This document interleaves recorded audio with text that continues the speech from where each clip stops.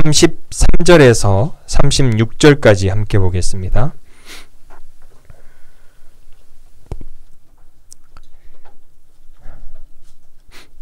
로마서 11장 33절에서 36절 마지막 절까지 우리 한 목소리로 함께 봉독하도록 하겠습니다. 시작!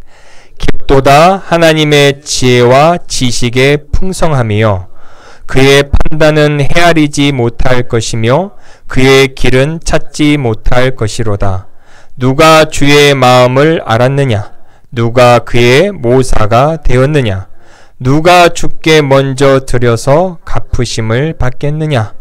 이는 만물이 주에게서 나오고 주로 말미암고 주에게로 돌아감이라. 그에게 영광이 세세에 있을지어다.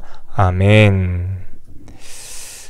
우리 목동 한미연합교회 성도님들 만나서 다시 만나 뵙게 돼서 굉장히 반갑고 영광스러운 자리에 세워주신 하나님 앞에 영광을 올려드립니다. 한 5년 전인가요? 이 자리에서 함께 같이 말씀을 나눴던 기억이 있는데 그때보다 더 많이 변한 게 있을까요? 그때 2층에서 드렸나요? 아니요. 그때도 여기였어요? 그때 이제 방향이 좀 달랐어요. 그렇죠. 예. 강대상이 없나? 맞아요. 뭔가 좀 변화가 있는 것 같기도 한데. 이제 강대상. 네.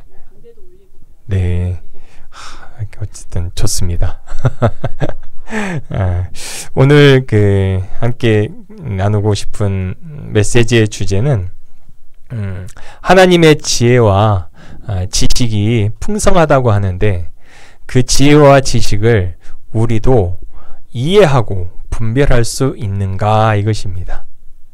하늘에 계신 하나님의 지혜와 지식 풍성한 것은 말씀이 굳이 전하지 않아도 하나님이시니까 그 지혜와 지식의 풍성함이 얼마나 높고 얼마나 깊겠습니까? 그렇죠? 그런데 그 하나님의 지혜와 지식을 우리도 이해할 수 있을까? 우리도 분별할 수 있을까? 이 문제에 있어서는 우리 모든 그리스도인들이 글쎄요 라는 좀 뒤로 후퇴하고 또 못할 것 같은 그런 상태에 있는 것이 우리의 생각이고 우리의 의식이 맞습니다. 그래서 이 하나님의 지혜와 지식의 풍성함에 대해 오늘 성경은 첫 마디가 이렇게 시작합니다. 첫 마디가 33절 어디죠? 깊도다죠. 그래서 여기서 깊도다를 그냥 글자 그대로 무미건조하게 깊도다 이렇게 읽으시면 안 됩니다. 이렇게 읽으셔야 돼요. 오! 깊도다 이겁니다. 네? 글자 그대로 읽으시면 깊도다 하나님의 지혜와 지식의 풍성함이요.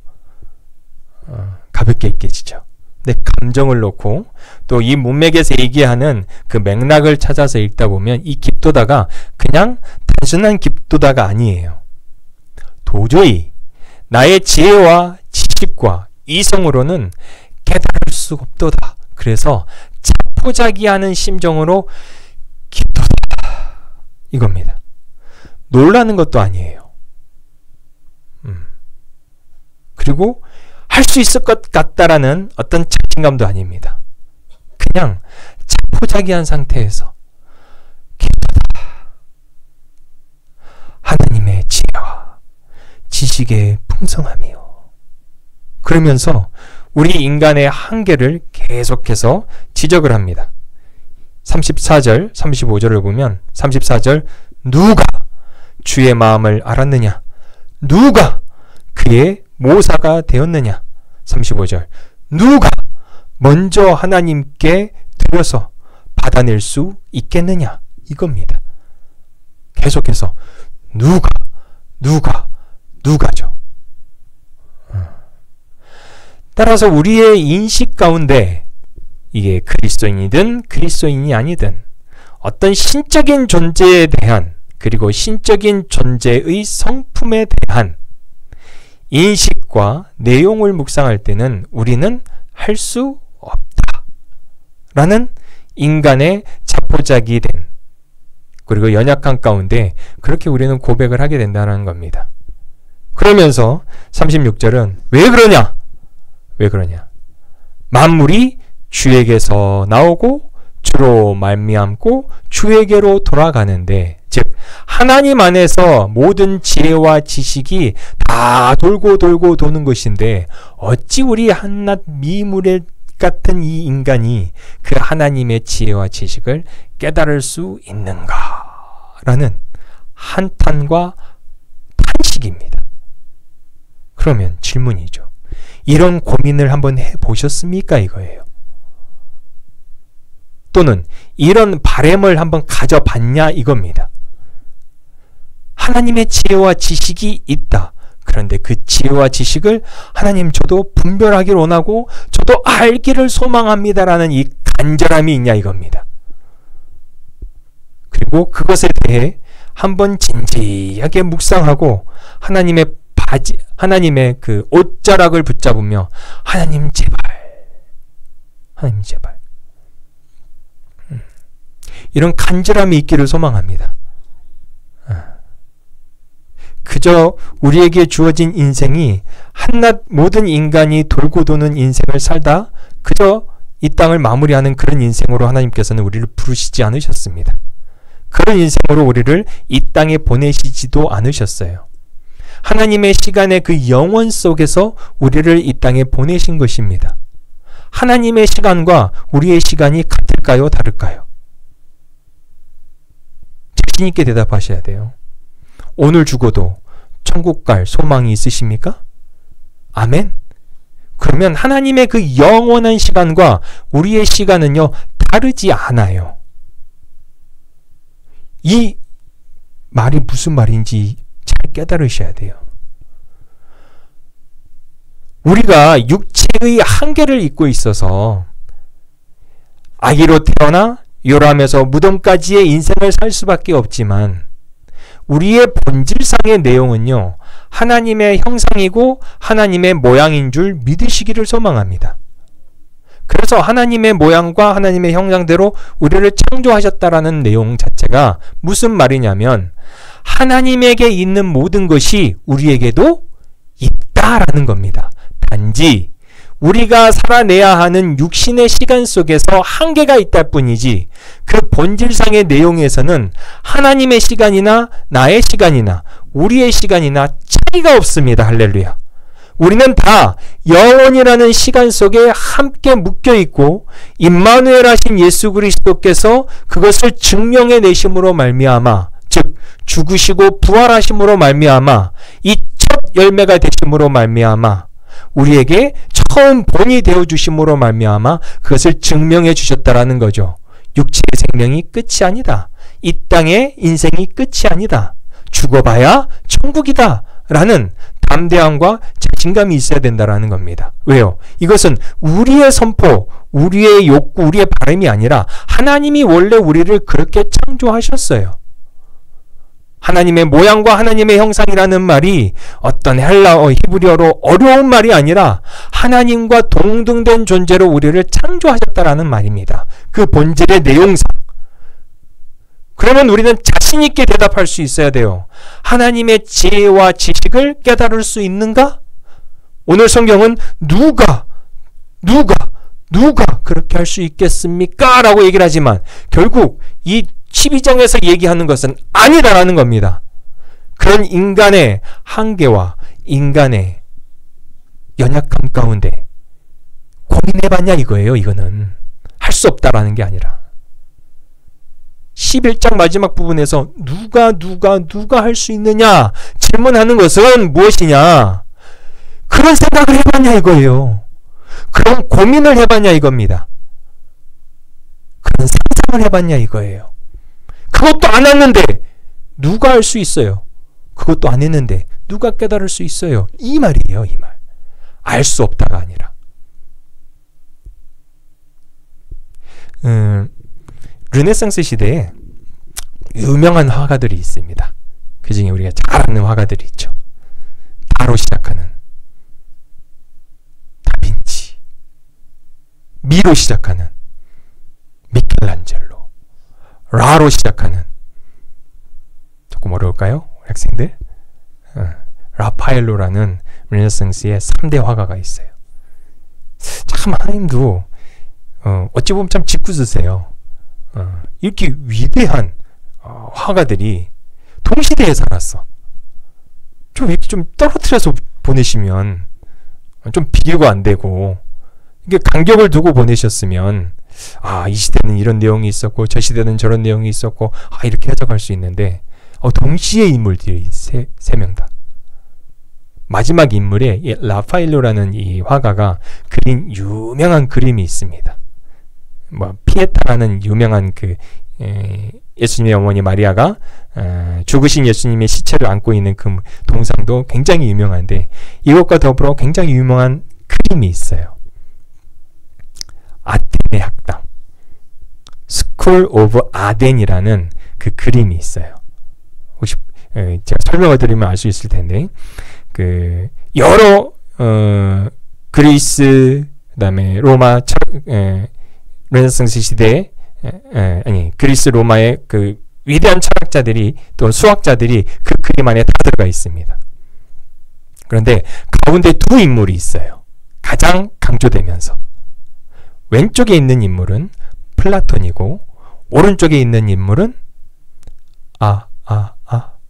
아리스토텔레스. 그러면서 나머지 이제 여러 사람들이 있는데, 플라톤의 손가락을 보면 하늘을 이렇게 지칭하고 있고, 아리스토텔레스의 손을 보면 바닥을 이렇게 하고 있어요. 그래서 이 플라톤은 손가락을 하늘을 가르치면서 하늘에 있는 것을 깨달아야 진짜 철학이고 지식이다 라고 얘기를 하고 있고, 아리스토텔레스는 바닥을 지칭하고 있으며, 아니야, 이 땅에 있는 원리와 이 땅에 있는 이성과 이 땅에 있는 그런 것들을 잘 알아야 우리가 철학자로서 진짜 철학을 할 수 있어. 이 의미가 이거예요. 이거를 오늘 본문에 대입해서 보면 깊도다 하나님의 지혜와 지식의 풍성함이여 라고 했잖아요. 이 지혜라는 말 자체가 소피아라는 그리스 말인데, 소피아. 그래서 철학자들을 뭐라 그래요? 소피스트라 그러죠. 소피아. 그래서 이 지혜, 하나님의 지혜 할 때 이 지혜가 소피아, 즉 하늘에 있는 이치, 하늘에 있는 원리를 얘기하고 있고, 이 하나님의 지혜 다음에 지식이라는 이 말은 그노시스라는 헬라어 말인데, 이것은 이 땅에 있는 원리, 이 땅에 있는 사고, 이성에 대해서 얘기를 하는 거예요. 그러면 철학을 얘기하는 게 뭐예요? 하늘에 있는 것이 따로 있고 이 땅에 있는 것이 따로 있다라고 얘기하는 거예요. 우리 인간의 이해는. 그런데 오늘 33절은 깊도다 하나님의 지혜와 지식의 풍성함이야라고 했을 때, 하나님 안에는 뭐가 있는 거예요? 하늘에 있는 것만 있어요? 아니면 땅에 있는 것만 있어요? 아니에요. 하늘에 있는 하나님의 지혜도 이 땅에 있는 하나님의 지식도 하나님 안에 다 있다는 거예요. 아멘? 이 하나님의 지혜와 지식이 하나님 안에 다 있는데 도대체 누가 이것을 깨달을 수 있는가라는 질문이 오늘의 질문이며, 이 깨달을 수 있다고 선포하는 우리의 신앙인의 자세가 어떠한 삶의 구체적인 현장으로 이끄는지가 12장의 전체적인 내용입니다. 그래서 12장 1절 2절을 우리가 암송하고 계세요? 그러므로 형제들아, 그건 많이는 들어본 보셨죠? 암송하세요. 자, 12장 1절과 2절 한번 보세요. 같이 한번 보겠습니다. 12장 1절과 2절 한번 읽어보겠습니다. 시작. 그러므로 형제들아, 내가 하나님의 모든 자비하심으로 너희를 권하노니 너희 몸을 하나님이 기뻐하시는 거룩한 산 제물로 드리라. 이는 너희가 드릴 영적 예배니라. 너희는 이 세대를 본받지 말고 오직 마음을 새롭게 함으로 변화를 받아, 중요합니다, 하나님의 선하시고 기뻐하시고 온전하신 뜻이 무엇인지 분별하도록 하라. 2절 마지막 부분에 하나님의 선하시고 기뻐하시고 온전한 뜻이 무엇인지 분별하래요? 아니면 분별할 수 없다요? 분별할 수 있기 때문에 우리 그리스도인들에게 이와 같이 성경은 명령하고 있는 겁니다. 하나님의 선하신 뜻이 무엇인지, 하나님의 온전하시고 기쁘신 뜻이 무엇인지 우리 모든 그리스도인들은 하나님의 형상과 모양대로 창조된 우리는 분별할 수 있다. 아멘. 아멘. 이게 그리스도인들의 자신감입니다. 자존감이에요. 세상에서는 자신감은 내가 어떤 일을 이룰 수 있는 능력이 있을 때 자신감이 있다 없다를 구분을 해요. 이 설교를 할 수 있다 없다, 또 찬양을 할 수 있다 없다. 오늘 놀랬는데 저는 이 뿔나팔이 하나일 줄 알았는데 세 개 돼요? 뿔나팔을 불 수 있다 없다를 따라 자신감이 있냐 없냐를 따져요. 그러니까 자존감도 타고 태어난 게 남보다 더 위에 있냐 없냐를 따져서 자존감이 있냐 없냐를 따져요. 코가 높으면 높을수록 자존감이 세죠. 눈이 크면 클수록 자존감이 세요. 이건 세상의 방법이라니까. 그런데 우리 그리스도인의 자존감과 자신감은 다 어디를 근거합니까? 성경의 선포를 근거합니다. 우리의 어떤 가지고 있는 성품, 가지고 있는 모양, 자신감에 의해 우리의 자존감과 자신감을 따지는 게 아니에요. 성경이 그렇다면 할렐루야 그런 겁니다. 그럼 오늘 성경은 뭐라 그래요? 하나님의 지혜와 지식을 분별할 수 있다 없다? 있다. 아멘. 하나님의 선하시고 기뻐하시고 온전한 뜻이 무엇인지 분별할 수 있다. 아멘.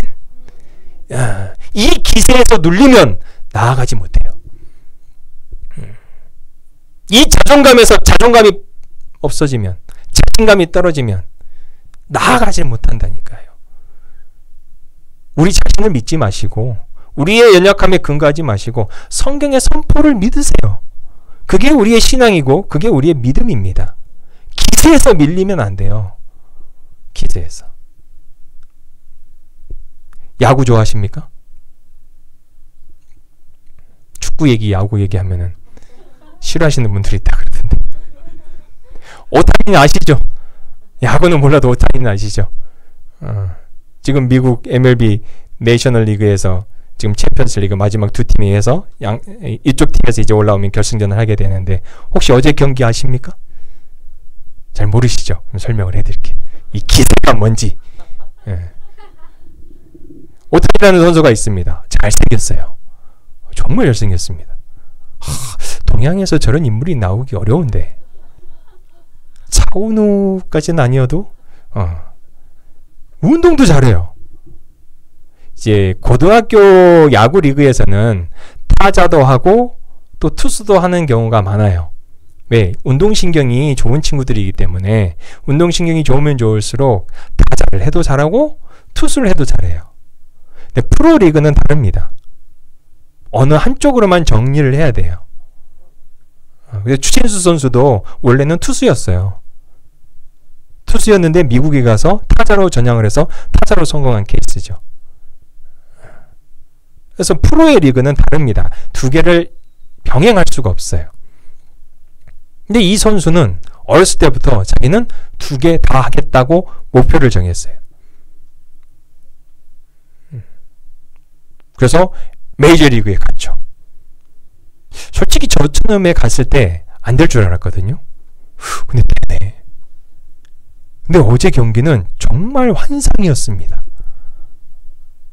선발 투수로 나왔어요. 1회를 딱 시작합니다. 상대의 1번 타자를 상대해서 볼넷으로 내보냈어요. 흔들리겠구나. 안 흔들려. 뒤에 연속으로 나오는 1회의 세 타자를 삼진. 자, 상대편 더가웃에 있는 선발 투수가 그 모습을 보며 어땠을까?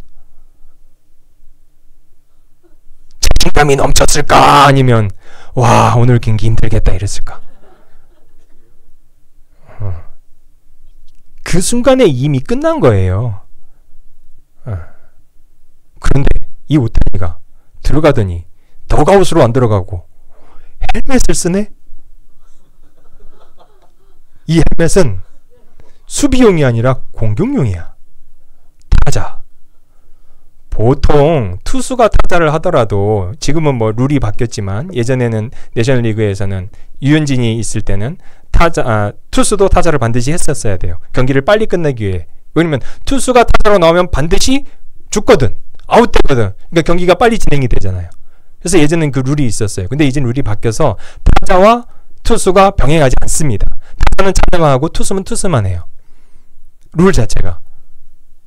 그런데 이 오타니 선수는 더그아웃으로 들어가서 이 얼음찜질을 하고 있어야 되는데 갑자기 헬멧을 쓰든지 방망이를 들고 나와.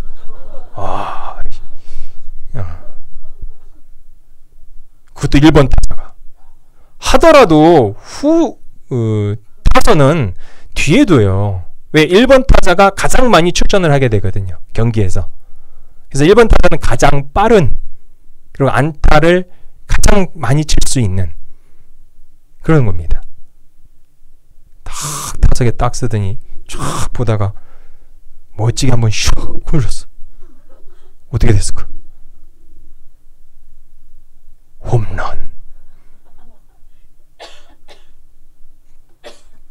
두 번째 타석 또 나와. 한 번 더 들었어. 어떻게 됐을까? 홈런. 세 번째 타석 다시 한 번 들었어. 주일학교 형입니다. 또 홈런. 상대편 투수가 어땠을까요? 무너지는 거예요. 그거는 무너지는 거예요. 투수가 투수한테 홈런을 받은 게 가장 자존심 상하는 겁니다. 근데 투수가 투수한테 뭐 다른 투수긴 하지만 세 방울 홈런을 맞아요. 상대팀 분위기가 어땠을까? 이것만 투수였다고 그랬잖아요. 선발 투수 6이닝까지 던졌는데 삼진을 10개를 잡았어. 이 의미가 뭔지 알려드릴게요. 6이닝이잖아요. 한 이닝당 3명의 타자를 상대했다 그러면 18명입니다. 근데 이 중에 몇 명을 삼진? 10명, 반 넘게 삼진을 시켰어. 이 게임 다저스가 졌을까 이겼을까요? 왜? 기세에서 밀리지 않거든요. 기세에서. 경기장에 딱 나오는 순간 눈빛이 달라져요. 몸의 모든 세포 하나하나가 다 반응하는 거예요. 기세에서 눌리지 않는 겁니다. 기세에서. 경기만 그럴까요? 우리 신앙은요. 마찬가지예요. 성경이 분명하게 선포하잖아요. 명령하잖아요. 하나님의 온전하시고 기뻐하시고 선하신 뜻이 무엇인지 분별하라고 명령했다는 것은 할 수 있기 때문에 명령한 거예요? 할 수 없기 때문에 명령한 거예요? 할 수 있기 때문에 명령하기 때문에 그 기세에서 밀리지 마시라고요.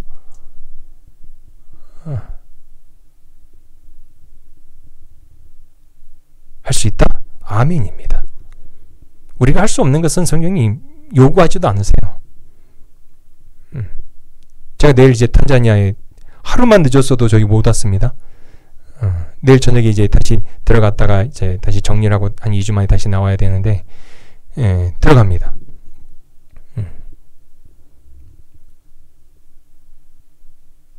들어가면서 이제 여러 가지 일들이 있는데, 제가 이미 들어가기 전에 제 안에 해야 할 일들과 또 무엇을 해야 하는지에 대한 계획과 또 그 일들에 대한 준비가 다 끝나기 때문에 들어가는 그 발걸음이 그렇게 무겁지 않아요. 근데 할 일을 모를 때는 가고 싶을까 가기 싫을까? 비행기 타고 하루를 날아가야 돼. 내려서 또 비행기 타야 돼. 비행기를 3번 타야지 들어가는데 가고는 싶습니다. 준비가 안 돼도.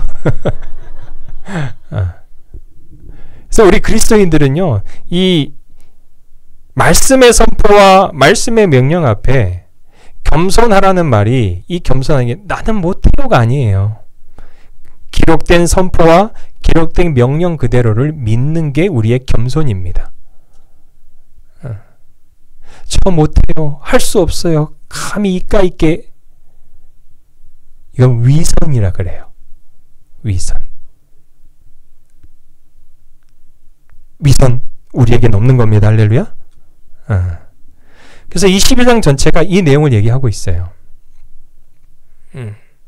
그러면 우리가 어떻게 하나님의 선하시고 기뻐하시고 온전한 뜻을 분별할 수 있는가라고 이야기할 때 이 진지한 고민과 이 진지한 깊이가 우리 안에 진짜 할 수 있을까? 의심은 들긴 하지만 선포이기 때문에 그냥 믿고 한번 따라가 봤을 때 우리에게 요구하는 그 방법이 있어요. 방법. 성경은 참 친절하죠. 그냥 분별하라가 아니에요. 어떻게 분별할지 그 방법까지 다 알려줘요. 그런데 착각하지 마십시오. 하나님의 지혜와 지식이 그 온전하신 뜻이 그 온전하신 받으실 만한 것을 우리가 분별할 수 있다고 하는데 우리가 어떤 종교적인 행위와 종교적인 어떤 지성과 종교적인 어떤 열심을 통해 이것을 깨닫고 분별할 수 있다라고 얘기하지 않습니다. 다시 말씀드리면 우리가 하루에 10시간 이상을 기도해야지 하나님의 지혜와 지식을 깨달을 수 있다. 우리가 하루에 10시간 이상을 말씀을 읽어야지 하나님의 지혜와 지식을 깨달을 수 있다. 우리가 하루에 10시간 이상을 전도해야지 하나님의 지혜와 지식을 깨달을 수 있다라고 명령하지 않는다라는 거예요. 우리가 해야 하는 종교적인 행위에 있어서는 찬양도 그렇고 기도도 그렇고 전도도 그렇고 이것은 기뻐서 하는 겁니다. 할렐루야. 이것을 통해 우리의 어떤 내적인, 외적인, 육체적인, 세상적인 욕구를 얻어내기 위한 수단과 방법이 아니에요. 종교적인 행위 자체는. 종교적인 행위는 하나님께서 나에게 하나님의 백성으로 불러주신 그 사실, 그리고 나에게 주신 하나님의 그 모든 충만한 은혜에 감격해서 찬양을 하고 기뻐해서 말씀을 읽으며 이 모든 감격과 기쁨 가운데 도저히 주체가 안 돼가지고 너도 예수 믿어봐라. 이게 우리 그리스도인들이 해야 하는 종교적인 행위입니다. 이 행위의 정도와 이 행위의 깊이가 우리의 욕구를 이루어내는 수단과 방법이 아니라고요. 그래서 사도행전 3장에 성전 미문에 앉아 있었던 안전뱅이 거지가 있었죠. 이 거지가 태어날 때부터 안전뱅이 거지였습니다. 그래서 예루살렘 성벽에 보면 동쪽에 미문이라고 있어요. 미문.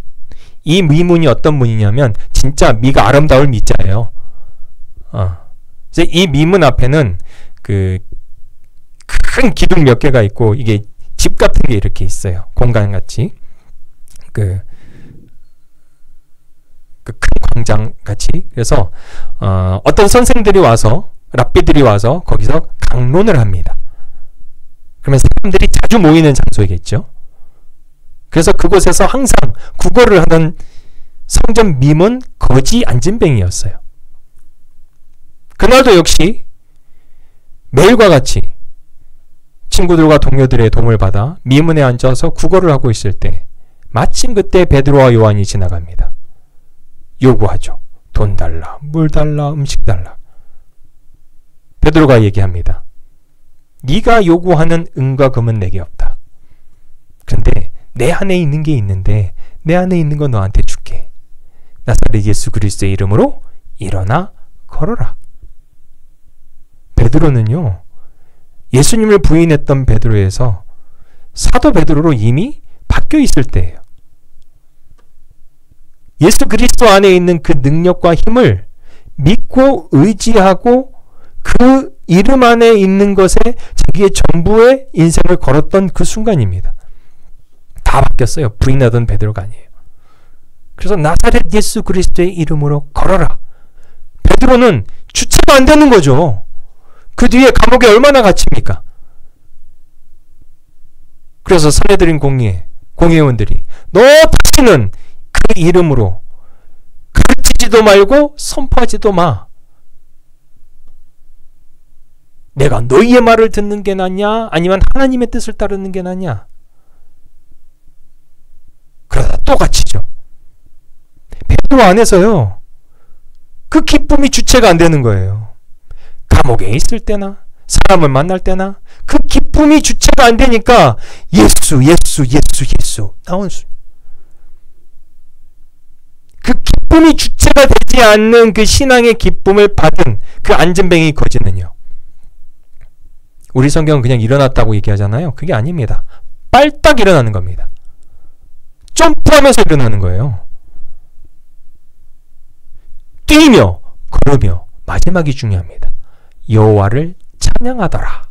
아멘. 그래서 우리가 해야 하는 성경 읽기, 기도, 찬양, 전도 이 모든 것은 우리가 신앙인으로서 그리스도인으로서 그리스도가 우리를 위하여 생명을 내어주심으로 말미암아 하나님께서 나를 하나님 자녀 삼아 주셨네, 하나님께서 내 생명을 구원하여 주셨네에 대한 감격과 기쁨에서 나오는 그런 찬양과 기도와 전도와 그와 같은 것들이에요. 그래서 성경은 진짜 하나님의 지혜와 지식을 깨닫기를 원하느냐? 하나님의 온전하시고 기뻐하신 뜻이 무엇인지 분별하기를 원하느냐? 그래서 우리에게 종교적인 행위를 용어하지 않아요. 전도를 많이 해라. 하루에 10시간씩 기도하고 찬양해라. 할 수 있으면 하세요. 하지 말라는 내용이 아닙니다. 본문의 내용상 그런 내용이라고요. 제가 탄자니아 가는데 이번에 목적이 하나가 뭐냐면 저 예수님 너무 닮고 싶어서 예수님이 하셨던 거 그대로 저도 한번 해보랍니다. 예수님이 12제자 남기셨잖아요. 뭐 남기셨죠? 예수님 뭐 예배당 남기신 것도 아니고. 그래서 하나님, 저도 이제 목표가 좀 생겨야 될 텐데 뭐를 할까요? 막 고민을 하다가 12제자. 제 제자는 아니고 예수님의 제자. 그리고 이 12제자들이 함께 모여 예배 드릴 수 있는 예배당. 그래서 함께 이제 교제했던 우리 현지 지도자들과 함께 이 어떤 목표 신앙인으로서 근데 이것을 할 때 이 내용을 할 때 제가 무언가를 얻어내려고 하는 걸까요? 아니면 그냥 기뻐서 하는 걸까요? 하나님이 기쁨을 주셨어요. 이런 지혜를 주셨어요. 지식을 주셨어요. 그래서 하는 겁니다. 이거를 통해 하나님 저 뭐 좀 주실래요? 이 내용이 자체가 아니라고요.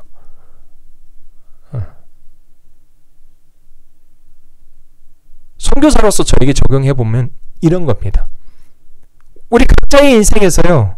우리가 종교적인 그리고 신앙적인 활동과 내용들 많이 하면 많이 할수록 좋은 겁니다. 그런데 그것은요. 근거가 반드시 기쁨과 충만에서 나와셔야 돼요. 기쁨과 충만. 그리고 기쁨과 충만이 없다고 생각하더라도 성경을 읽고 찬양을 하고 기도를 하잖아요. 희한합니다. 채워져요. 내게 기쁨이 없는 같은 상황에서 신음으로 하나님께 기도하고 찬양을 하는데요. 희한해요. 채워져요. 기도와 찬양 전에는 너무 힘든 일이고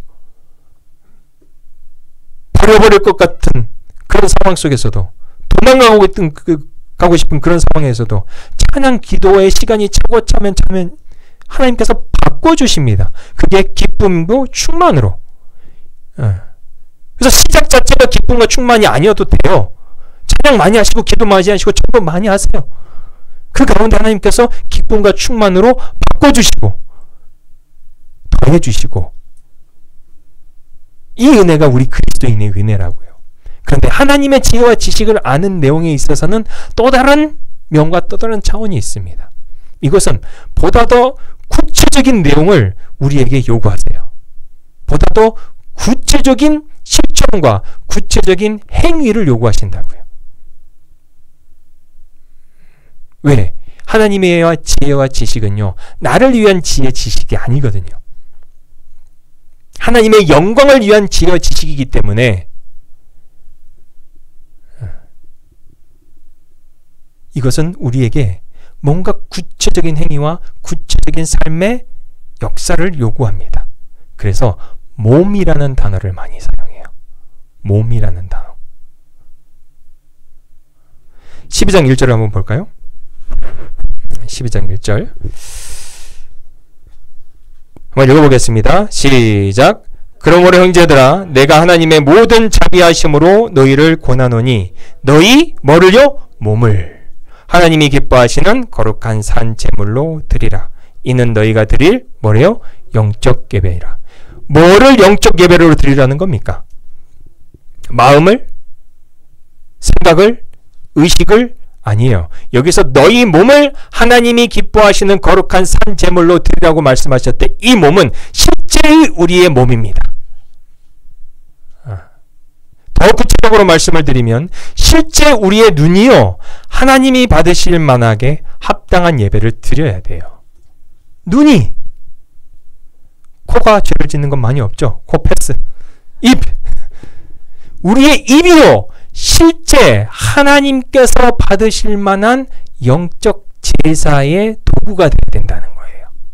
우리의 말이 우리의 귀로 듣는 게 우리의 손으로 만지는 게 우리의 가슴으로 안고 느끼는 것이 우리의 발이 서 있고 가는 장소가 실제적으로 구체적으로 프랙티컬하게 이것이 하나님이 받으실 만한 것이 돼야만 하나님의 지혜와 지식을 깨달을 수 있다라고 선포를 하는 겁니다.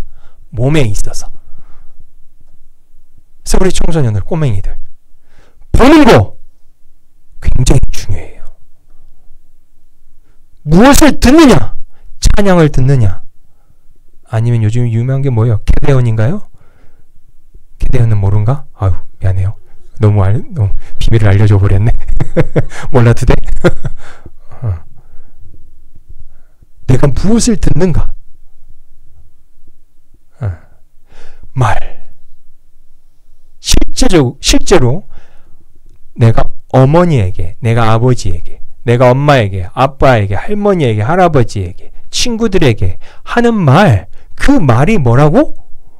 하나님께서 받으실 만한 영적 제사가 돼야 된다고요. 손으로 만지는 거,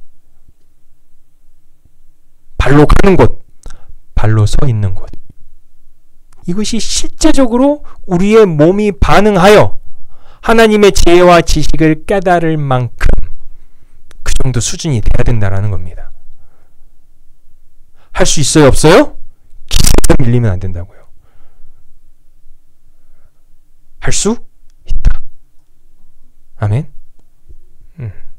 내가 보는 것, 하나님이 보시기에도 합당한 것. 내가 말하는 것, 하나님이 들으시기에도 합당한 것. 내가 만지고 내 발로 가는 곳, 내가 서 있는 곳, 하나님이 받으시기에 합당한 제사. 이거를 몸의 제사라 얘기합니까? 영적인 제사라 얘기합니까? 영적인 제사예요. 왜? 하나님의 형상과 모양이 우리 안에 있기 때문에 그 형상과 모양대로 살라는 겁니다. 강아지는 강아지의 형상과 모양으로 있기 때문에 그 몸으로 강아지가 해야 할 인생을 사는 거예요. 고양이는 고양이의 형상과 모양으로 창조하셨기 때문에 고양이가 살아야 되는 그 고양이의 육신의 인생을 사는 겁니다. 그런데 우리는 누구의 형상과 모양? 하나님의 형상과 모양이에요. 하나님의 형상과 모양인데 땅에 떨어져 있는 사탕 주워 먹을 수 있어요? 없어요? 그것도 모래밭에 떨어져 있는데. 하나님의 형상과 모양대로 창조됐는데 더러운 재물 욕심낼 수 있어요? 없어요? 하나님의 형상과 모양인데 음란하고 섹슈얼한 그런 거에 우리의 눈을 내어드릴 수 있어요? 없어요? 없다는 거예요. 사무엘 목사님 많이 말씀하시죠? 그 내용이 바로 그 내용입니다. 그런데 이 몸은 다른 의미에서 우리 아이들 말고 우리 결혼하신 우리 어른들의 입장에서 이 몸은 다른 몸을 얘기하는 겁니다. 성경에서 똑같은 몸이에요. 똑같은 몸인데 이 몸을 어떤 몸이라고 하냐면 부부의 몸을 한 몸이라고 얘기합니다. 창세기에서 하나님께서 아담과 하와를 창조하시고 아담의 갈비를 떼서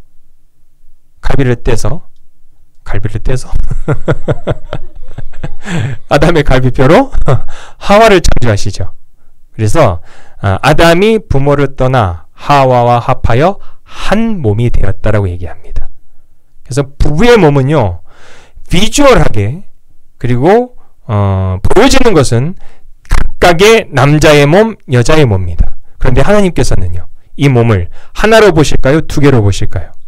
하나로 보십니다. 그래서 갈라질 수 있다 없다? 안 된다는 거예요.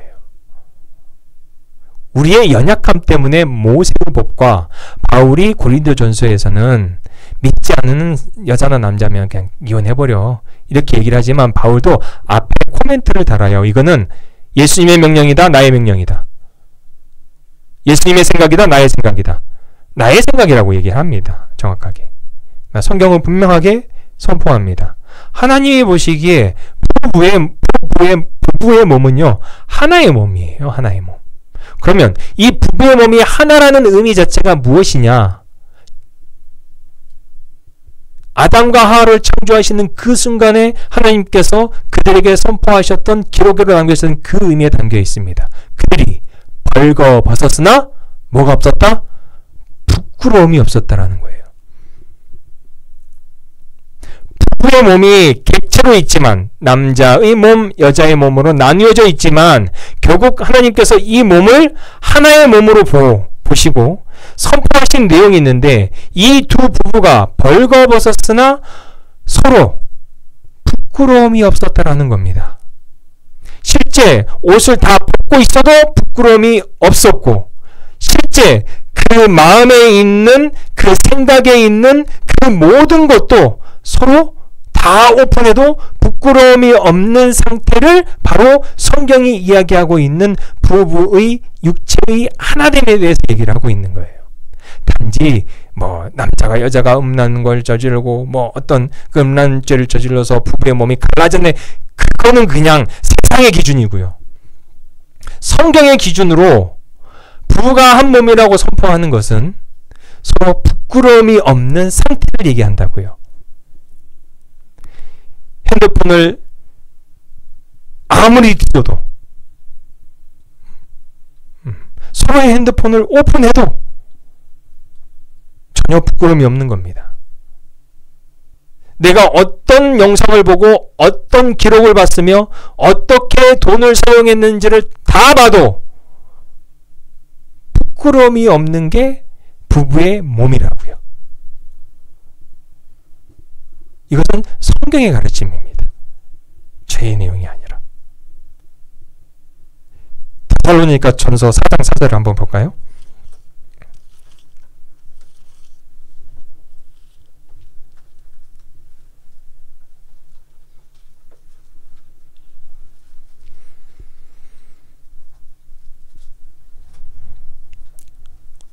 데살로니가 전서 4장 3, 4, 5절을 한번 읽어보겠습니다. 데살로니가 전서 4장 3절, 4절, 5절 읽습니다. 시작. 하나님의 뜻은 이것이니 너희의 거룩함이라. 곧 음란을 버리고 각각 거룩함과 존귀함으로 자기의 아내 대할 줄을 알고 하나님을 모르는 이방인과 같이 세욕을 따르지 말라. 이 명령이죠. 근데 이 명령을 잘 보면 3절에서 하나님의 뜻이 이것이래요. 거룩함이래요. 근데 이 거룩함을 음란을 버리는 거라고 얘기합니다. 음란. 그러면서 4절에서 그러면 음란을 버리는 게 뭐냐? 각각 거룩함과 존귀함으로 누구를 대하래요? 자기 아내를 대하래요. 근데 이 아내라는 단어 자체가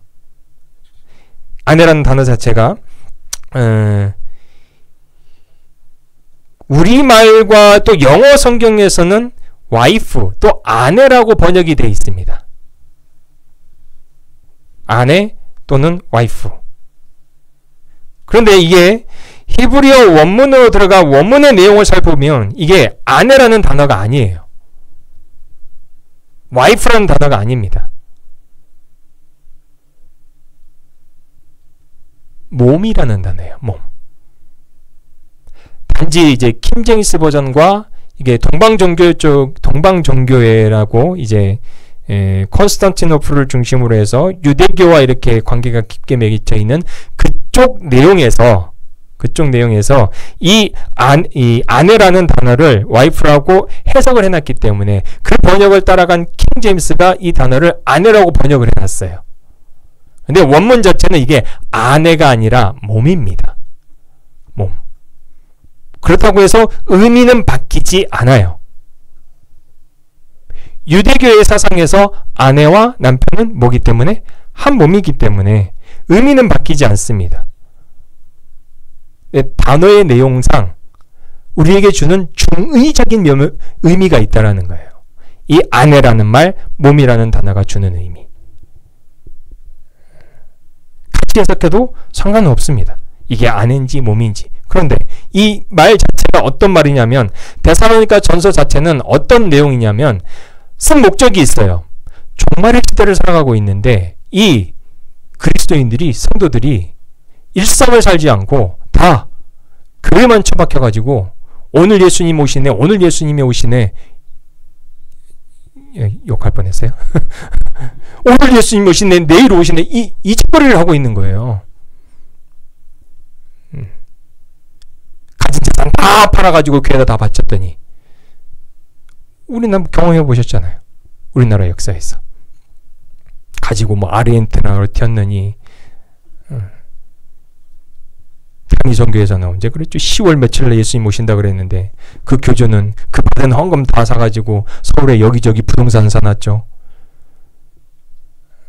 그 짓을 데살로니가 전서에서 하고 있었어요, 성도들이. 그래서 5장에서 그 때와 시기는 우리 모르니 때와 시기를 따지지 말라. 그러면서 내용 자체가 뭐나 신경 써라? 네 몸이나 신경 써라. 네 부인이나 신경 써라. 음란을 버리라. 이 내용이 종말론적인 사고에서 나온 겁니다. 그러면 분명하게 아셔야 됩니다. 정말 하나님의 지혜와 지식을 깨닫기를 원하세요? 그리고 이것이 가능하다고 성경은 선포합니까? 할렐루야 아멘이에요. 어떻게? 먼저 우리의 진짜 몸이 깨달을 만한 수준이 돼야 된다고요. 수준. 특별히 우리 부부의 관계가 하나님이 보시기에, 하나님이 받으시기에 합당한 거룩한 그릇이 돼야 된다고요. 이 관계가 어그러지면 싸워보셨잖아요. 싸워보셨잖아요. 아니 싸우면 세상 일도 잘 안 풀리는데 영적인 문제가 해결이 되겠어요. 그게. 하나님은 하늘에 있는 지혜와 지식을 쏟아붓기를 원하는데 부부가 한 몸이라 그랬는데 싸웠어.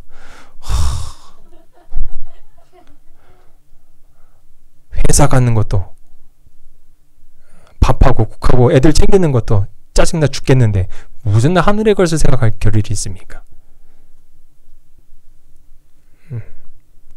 그래서 로마서 12장은 먼저 이 두 가지를 얘기하는 겁니다. 진짜 네가 내 모양과 형상으로 창조된 것을 믿고 내 지혜 원하냐? 내 지식 원하냐? 하늘에 있는 지식, 땅에 있는 지식, 지혜와 지식. 먼저 뭐부터 신경 써라? 네 몸부터 챙겨라.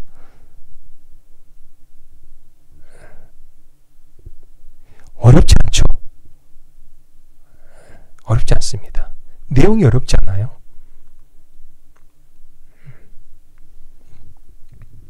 그리고 또 다른 몸을 얘기하세요. 또 다른 몸. 오늘 본문으로 다시 한번 가겠습니다.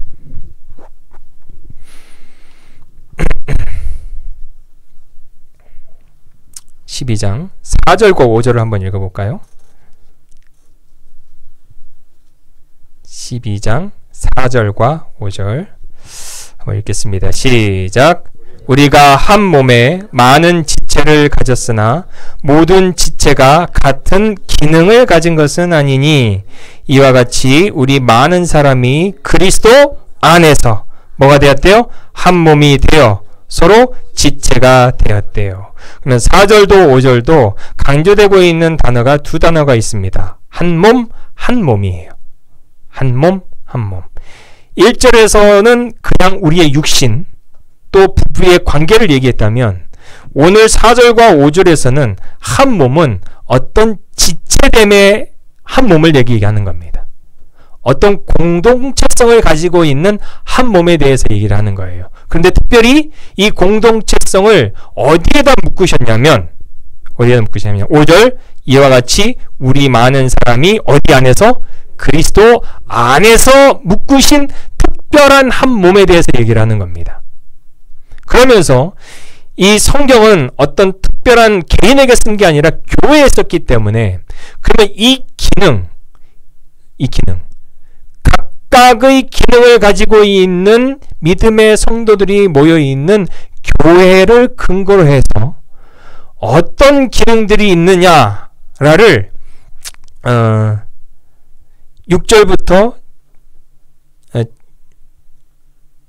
6절 마지막 분부터 8절까지 7가지를 얘기해요. 눈으로만 따라오세요. 6절 우리에게 주신 은혜대로 받은 은사가 각각 다르니 혹 첫 번째 예언이면 믿음의 분수대로 7절 두 번째 섬기는 일이면 섬기는 일로 세 번째 가르치는 자는 가르치는 일로 8절 네 번째 위로하는 자면 위로하는 일로 다섯 번째 구제하는 자는 성실함으로 여섯 번째 다스리는 자는 부지런함으로 마지막 7번째 긍휼을 베푸는 자는 즐거움으로 할 것이니라. 7가지 기능에 대해서 얘기를 했어요. 7가지 기능. 그러면 이 기능이라는 말을 잘 이해하셔야 됩니다.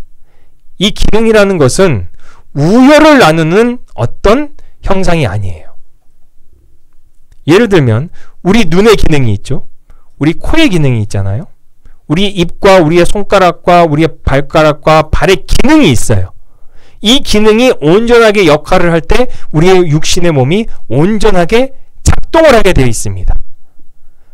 그러면 하나님께서 어떤 그리스도 예수 안에서 한 몸이 되게 하신 이 공동체 가운데 한 사람이 아니라 여러 사람을, 여러 믿음의 사람을 그리스도 예수 안에서 하나로 묶으셨는데 각각의 기능이 다르다고요. 아멘? 이것은 기능을 따라 우열을 나누라는 거예요? 아니면 그 기능을 성실하게 이행해내라는 겁니까? 받은 기능을, 해야 하는 기능을 온전하게 이루어내라는 거예요. 그랬을 때 그 그리스도 예수 안에 있는 그 공동체에 하나님의 지혜와 지식을 쏟아 부어 주시겠다고 약속하시는 말씀이 오늘 이 본문의 12장의 한 부분입니다. 어디 안에서? 그리스도 예수 안에서 각각의 지체된 각각의 기능을 가지고 있는 목사는 목사로서 가르치는 일에, 섬기는 자는 섬기는 자로서 섬기는 자리에서, 찬양을 인도하는 자는 찬양을 인도하는 자리에서 찬양으로, 긍휼을 베풀어야 하는 베푸는 자리에서 긍휼을 베품으로. 그런데 저는 교회의 기능에 대해서는 얘기하고 싶지 않습니다. 왜요? 교회의 기능에 앞서서 하나님께서 본질적으로 그리스도 예수 안에서 한 몸이 되게 한 지체는 우리가 함께 모인 이 교회도 무시할 수 없고 중요한 내용들이지만 보다 더 하나님께서 본질적으로 그리스도 예수 안에서 지체된 한 몸 된 공동체는 가족이라는 공동체입니다. 보세요. 에덴 동산에서 누가 있었죠? 아담과 하와라는 가족이 있었던 겁니다. 그런데 에덴 동산에서 이 아담과 하와라는 이 가족의 기능이 망가지니까 하와가 선악을 알게 하는 나무의 실과를 따먹음으로 말미암아 그 기능이 망가지니까 사장에서 어떤 일이 발생합니까? 가인과 아벨의 사건이 발생하죠. 넘어가서 5장부터 노아의 이야기가 시작됩니다. 노아의 이야기에서 노아라는 가족이라는 이 공동체가 각각의 기능을 온전하게 했을 때는 방주를 통해 인류를 구원하는 하나님의 구원의 수단과 방법이 되었습니다. 그런데 이 아들 때에 와서 함이 그 아버지의 하체를 보고 웃고 낄낄대고 하나님의 권위에 도전했더니 그 기능을 망가졌더니 노아의 가정이 뿔뿔이 흩어지죠. 아브라함, 이삭, 야곱, 요셉. 창세기 이야기는요, 다 가족 단위의 이야기예요. 아담과 하와에서부터 시작해서. 그런데 이 가족 단위의 그리스도 예수 안에서 묶은 이 모든 가족의 각각 개인의 기능이 그 기능을 잃어버렸을 때 나타나는 현상은 하나님의 뜻, 하나님의 지혜, 지식, 각기 제 생각대로 살더라라가 되는 겁니다. 중요한 것은요, 우리 가정이 그리스도 예수 안에서 각각의 기능으로 아버지면 아버지, 어머니면 어머니, 자녀면 자녀, 그 기능의 역할을 온전하게 이루어내야 된다는 거예요. 단지 오늘 로마서 12장의 이 본문 자체는 교회의 기능에 대해서 얘기를 하는 거지만 보다 더 본질적인 그리스도 예수 안에서의 지체는 우리의 가족입니다. 만약 바울 사도가 어떤 개인에게 썼다면 이 기능을 달리 말했을 거예요. 아버지는 아버지대로, 어머니는 어머니대로, 자녀면 자녀대로 하나님께서 각 지체에게 주신 기능이 있으니 그 기능에 답게, 그 기능을 주신 하나님의 뜻에 답게 살아내라는 겁니다. 그랬을 때 그 가정 안에, 그 공동체 안에, 그 지체 안에 뭐를 부어주시겠다? 하나님의 지혜와 지식을 부어주시겠다라는 거예요. 아멘? 그럼 앞서 얘기했듯이 이 가정이라는 지체 안에 가장 중요한 관계는 누구일까요? 가장 중요한 관계. 가장 중요한 관계. 부부입니다. 부부의 관계가 어그러지잖아요. 도저히 하나님의 지혜와 지식을 담아낼 수 있는 공동체가 될 수가 없어요.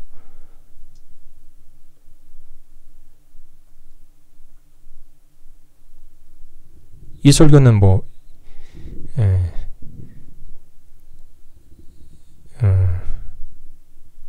그래요. 가정 얘기를 잘 안 하는데 저희 장모님 좀 아프세요. 아프셔서 저희 아내가 지금 케어를 하고 있는데 항암 치료 받으시기 위해 이제 입원을 하셨어요. 그런데 어떤 말기 암 환자인데 나이도 그렇게 많이 들지 않고 한 중년 정도 됐나 봅니다. 제 나이 또래. 얼굴은 새까맣고 통화 내용을 이렇게 들어보니까 짜증이 너무 많대요. 계속 통화를 하는데 짜증이 너무 많아요. 봤더니 가족이 병간호를 하는 게 아니라 그 병간호 해주시는 그 조선족이 오셔서 병간호를 해주시고 계시고, 또 통화 내용을 들어보니까 그렇게 가족들하고 친한 것 같지도 않고, 또 결혼은 했는데 남편하고 지금 이혼 소송 중이래요.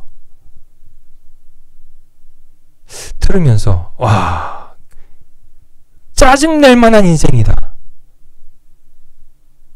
짜증날 만한 인생이다. 물론 신앙은 없겠죠. 만약에 신앙이 있었다면 당장이라도 죽고 싶은 그런 인생이겠다. 단적인 예지만 만약에 그런 가정에 하나님의 지혜와 지식이 부어질 수 있겠습니까? 없죠. 우리가 단순히 그냥 생각해봐도 이게 될 수 없는 사건입니다. 그래서 성경은 뭐 거창한 신학적인 내용을 많이 장하게 얘기를 해도요, 결국 끝에 가서는 무슨 내용으로 끝나냐면 아내들이요, 남편들이요, 자녀들아, 종들아, 상전들아에서 끝나요. 로마서 솔직히 어렵잖아요. 이게 복음서는 말 자체가 딱딱 끊어집니다. 주어, 동사, 목적어. 우리가 영어에서 배웠던 그 오형식 안에서 다 말이 끝나요. 단문이에요. 단문. 읽기도 편하고 또 스토리의 내용이기 때문에 이해하기도 편하고. 근데 서신서는 이건 말의 앞뒤 논리 구조를 따지지 않고는 도저히 해석할 수가 없어요.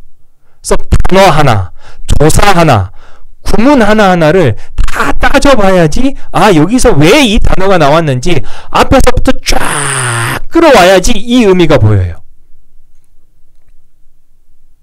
그러면 이건 누가 해야 되겠어요? 하실래요? 하지 마세요. 제 같은 목사단 선교사들이 하겠습니다. 하고 싶으면 하셔도 됩니다. 어려워요. 배운 저희도 어려워요, 솔직히. 하다 보면 이게 이 내용인가? 이리 가야 되나? 저리 가야 되나? 이 형용사가 있는데 앞에 명사는 2개 있고 형용사가 1번 명사, 2번 명사로 가야 되나? 어려워요. 그런데 결론은요, 아주 심플합니다. 오늘 말씀의 결론도 아주 심플해요. 그런데 이런 깊이와 넓이를 생각하고 또 묵상해보지 않고 이 단순하다고 얘기하는 이 결론으로 가버리면 이 결론이 하찮은 게 돼버려요.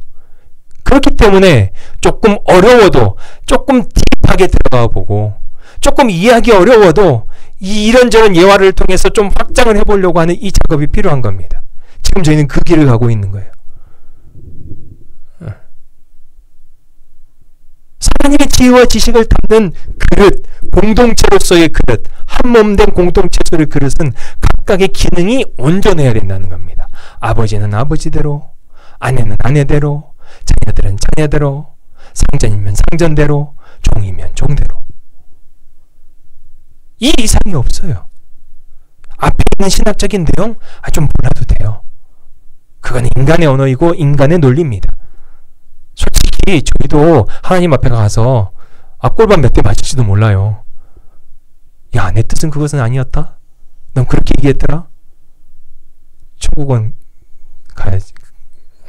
천국은 가지만 저희 같은 사람들이 심판을 더 많이 받습니다.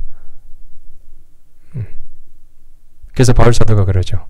내가 전함을 받고 하나님께 버림을 받을까 두렵다.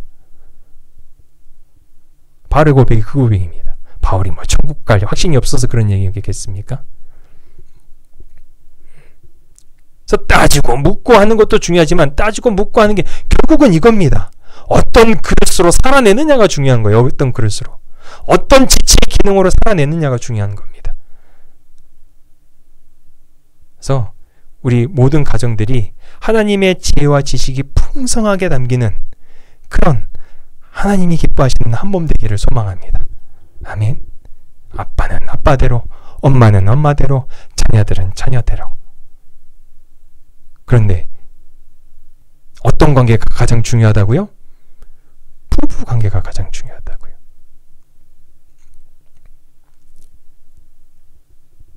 앞서 수집 예배당에서도 제가 설교를 하고 왔는데 이 내용에 있어서 제가 이런 내용을 했습니다. 저희 아내와 제 애들이 있기 때문에 아빠로서 물에 수영장에서 엄마랑 이름이 뭐야? 경주. 엄마하고 경주가 빠졌어. 아빠는 누구를 구해야 될까? 응? 억울해 죽겠지. 엄마한테는 구명조끼 던져주고 너를 구하러 가실 거야, 아빠는. 근데 그래서 선택의 순간에 누구를 구해야 돼요? 부인을 구하는 게 맞습니다. 주일학생들 미안해요.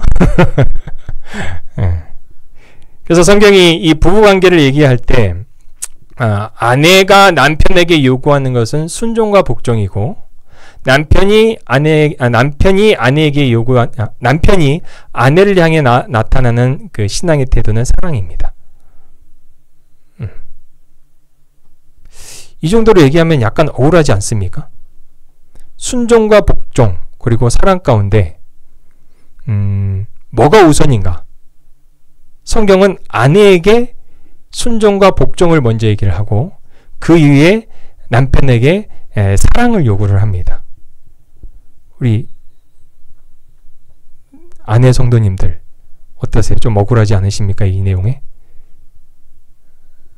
안 억울하신가 봐요? 사랑을 충만히 받고 계시는가 믿나? 우리 에베소서 한번 볼까요? 제가 그 억울함을 좀 풀어드리려고. 에베소서 5장 22절.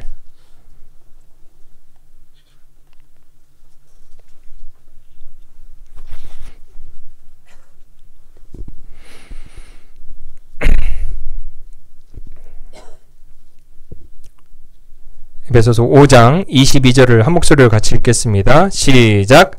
아내들이여 자기 남편에게 복종하기를 주께 하듯 하라. 먼저 누구를 얘기합니까? 아내들이여 라고 얘기하죠. 그러면 앞에서 에베소서는 앞에서 어려운 이야기를 다 했어요. 창세전에 하나님께서 우리를 어떻게 구원하기로 작정하셨고 예수 그리스도가 오셔서 어떻게 이것을 이루셨으며 성령께서 이것을 어떻게 이걸 보증하셨다. 에베소 교인들이여 이것을 믿고 너희가 의의 병기로 사용되어 또 새롭게 함을 받아 구원받은 믿음의 역사를 이해해라 라고 얘기하면서 이제 마지막 부분에 가서 그런 걸 다 이해했냐? 이해 안 해도 돼. 그러면서 나오는 내용이 아내들이여 나오는 겁니다. 그런데 본문을 보면 아내들이여 자기 남편에게 복종하기를 주께 하듯 하라 라고 얘기하죠. 그런데 이 본문을 자세히 들여다보면 원문을 들여다보면 여기에 동사가 없습니다. 명령어가 없어요. 복종하라라는 명령어가 없다는 거예요. 그래서 내용을 그대로 옮기면 아내들이여 자기 남편에게 그리스도에게 이겁니다. 아내들이여 자기 남편에게 그리스도에게 하듯이 또는 그리스도에게 그리는 여백으로 남겨놓는 겁니다. 아내들이여 남편에게 점심을 맛있게 차려줘라. 아내들이여 남편이 일하고 들어왔을 때 머리끝부터 발끝까지 안마를 해줘라.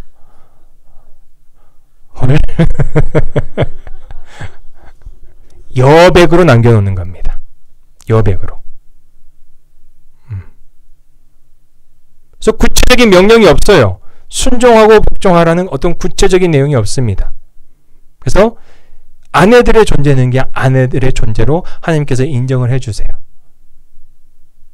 어떤 구체적인 행동이 나오지 않아도 아내들은 아내들이 무엇을 해야 될지에 대해 압니다. 그래서 성경은 구체적으로 얘기하고 있지는 않은 것 같아요. 그런데 남편들이 아내들에게 해야 하는 사랑의 내용에서는요, 굉장히 구체적으로 설명을 하세요. 예를 들어서 열린 결말이 아니에요. 열린 명령이 아닙니다. 구체적으로 분명한 사랑의 예를 들어 말씀을 하세요. 그 뒷장 넘기셔서 5장 25절 한번 보실까요? 5장 25절 한 목소리로 같이 읽겠습니다. 시작. 남편들아 아내 사랑하기를 그리스도께서 교회를 사랑하시고 그 교회를 위하여 자신을 주심과 같이 하라. 자, 말 자체는 우리가 알고 있는 신학적인 내용인 것 같지만 우리의 언어로 표현하면 이겁니다. 남편들이여 아내를 사랑하라. 어떻게?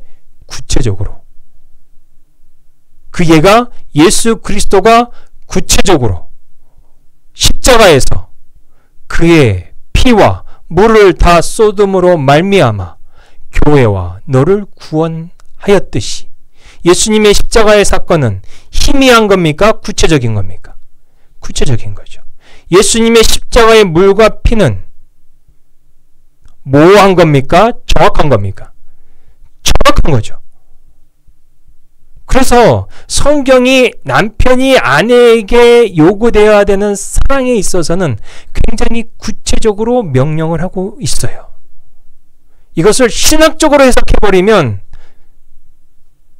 논리며 이상이며 신학이 되죠. 그런데 성경은 우리에게 신학을 가르치지 않아요. 바울의 사도의 말이 아무리 신학적인 내용을 많이 가지고 있다고 하지만 결론은 뭐라고요? 아내들이요, 남편들이요, 자녀들이요, 종들이요? 상전들이로 간다니까요. 그래서 오늘 남편들에게 요구하는 이 사랑은 그리스도께서 교회를 위하여 그를 사랑하사 자신을 주심같이 구체적으로 이루어내라는 것이 이 사랑의 내용입니다. 제 아이들하고 이렇게 길을 가는데 노부부세요. 노부부가 두 손을 꼭 잡고 가시는 겁니다. 장을 보러. 그러면서 저희 큰아이가 그러더라고요. 아빠, 나도 결혼해서 저런 관계가 됐으면 좋겠어. 저도 그런 생각을 해봤던 것 같아요. 구체적이라고 해서 어려운 걸까요? 쉬운 걸까요? 누구나 다 아는 내용이에요. 이제 남편들이 너무 억울해지시는데 어려운 내용이 아니라는 겁니다. 음식물 쓰레기? 분리수거하는 날? 주로 누가 출동하세요? 그게 구체적인 사랑이라니까요. 그게 의무가 아니랍니다. 가정에서 아버지가 아버지로서의 기능대로 살아내는 게요. 그냥 세상 사람들이 회사 가서 돈 벌어와 내 처자식 먹이는 그런 관계로 우리를 묶이지 않으셨다니까요. 하나님의 지혜와 하나님의 지식을 풍성하게 부어주시기 위해 남편은 남편에게서 나오는 그 사랑의 구체적인 행동으로, 그 사랑의 구체적인 행동에 의해 또 아내가 해야 하는 그 모든 여백의 미, 채워져야 되는 미, 그것을 구체적으로 그렇게 설명하지 않아도 우리의 의식과 우리의 인식 가운데 하나님이 다 부어주셨어요. 제가 뭐 월요일은 뭐 하시고 화요일은 뭐 하시고 수요일은 뭐 하시고 얘기할 필요 없잖아요. 이 기본입니다. 기본. 상식이에요. 어떤 논리로 구체적으로 따져서 깨달을 수 있는 지혜가 아니라는 겁니다. 그럼 우리 자녀들은 뭐 해야 될까? 자녀들의 기능은 뭘까요? 5계명 한번 암송해 볼까요? 5계명. 내 부모를 뭐하라? 공경하라. 이 공경하라는 단어 자체는 영어로 말하면 respect를 쓰지 않아요. 부모를 공경하라고 했을 때 이 공경하라는 구체적인 명령의 단어는 honor입니다. honor. respect를 단어를 쓸 경우는 우리가 어떤 사회적으로, 경제적으로, 또 어떤 문화적으로 뭔가 업적을 이룬 사람들에게 이 사람은 우리가 리스펙트합니다. 건국전쟁 2 봤어요? 1, 2 봤어요? 그러면 우리가 이승만 대통령이라는 사람을 뭐라고 얘기해요? 언어한다 그래요? 아니면 리스펙트 한다 그래요? 리스펙트입니다. 그거는. 그 시대에 하나님의 뜻에 따라서 이 대한민국이라는 나라를 초석을 놓았던, 기초를 놓았던 그 업적에 대해 우리가 리스펙트를 하는 거예요. 언어가 아닙니다. 언어는 그냥 있음 자체가 언어예요. 하나님이 계심 자체가 우리가 하나님에 대해 언어하는 겁니다. 하나님이 어떤 업적을 이루셔서 창세기에서 7일 동안 세상을 다 창조하셔서 나를 위해 예수님을 보내주셔서 이런 조건과 내용에 따지지 않고 그냥 하나님은 존재 자체가 언어이세요. 그 권위를 누구에게 주셨어요? 부모님에게 주셨다니까요. 그래서 내 부모를 공경하라고 이야기했을 때 이 공경은 언어입니다. 리스펙트가 아니에요. 우리 부모님은 제네시스가 아니어서 언어가 안 돼? 저주받은 인간들이에요. 이 초등학생들이 따지잖아요.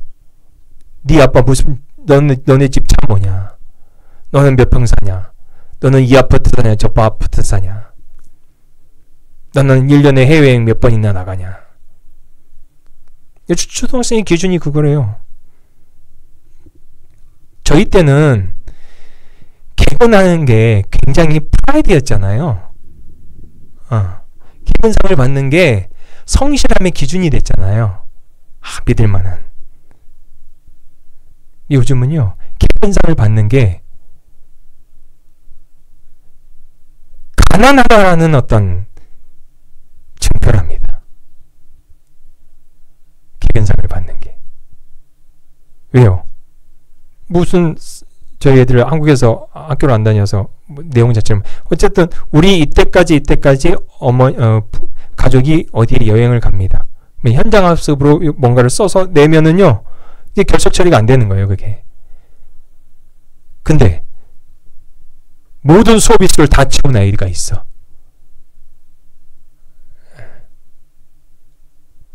이게 세상의 기준이에요. 너는 해외여행 몇 번 갔니? 너의 부모님 대단하다. 이 내용 자체가 아니라는 겁니다. 성경이 내 부모를 공경하라고 얘기했을 때는 그 부모님은 그냥 존재 자체가 뭐다? 공경의 대상이다. 그래서 하나님께서는 하나님의 모든 권위를 누구에게 주셨냐면 부모님에게 주셨어요. 그래서 모세의 율법을 보면 자녀에 대한 생사 역할권을 다 누구에게 주냐? 부모님에게 있습니다. 족장이라는 말이 다른 말이 아니에요. 부모라는 말이에요. 부모. 돌로 쳐 죽여라. 누가 심판하는 거예요? 부모님이 심판하는 거예요. 왜? 그래야 이 자식놈이 회개하거든. 세상의 관리가 쳐서 죽이면 회개 안 해요. 내 부모가 살인죄를 저질렀지만 죽어 마땅해야 된 살인죄를 저질렀지만 내 부모가 돌로 쳐 죽여야 그 현장 앞에서 누가 회개해? 그 쳐 죽일 놈이 회개 안 돼. 아직까지 사형이 있는 나라는 중국밖에 없습니다. 대부분의 나라는 사형이 없어요. 근데 중국에 가끔 이런 영상이 뜹니다. 사형장에 끌려가는 그 사형수를 촬영하는 거예요. 촬영하면서 마지막 소원이 뭐냐? 하나같이 엄마 찾아요. 엄마. 부모님 찾습니다. 왜? 마지막 죽어야 되는 그 순간에 누구를 생각해? 생명의 원천을 생각하면서 내가 다시 생명을 얻기 위해서는 부모님이 필요하구나. 회개하는 거예요. 회개. 그래서 성경이 왜 부모에게 하나님의 권위를 줬냐? 생사역탈권을. 죽어야 될 죄를 지었을지언정 회개에 이끌 수 있는 사람은 부모님밖에 없기 때문에 그렇게 하는 겁니다. 진짜 이 극악무도한 죄인을 돌로 쳐 죽이라는 게 아니에요. 살리라는 거예요. 돌로 쳐 죽여서.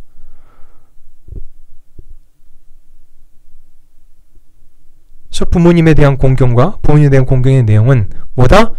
존재 자체가 공경의 대상입니다라는 인식을 반드시 하세요. 그게 우리 자녀들의 기능입니다.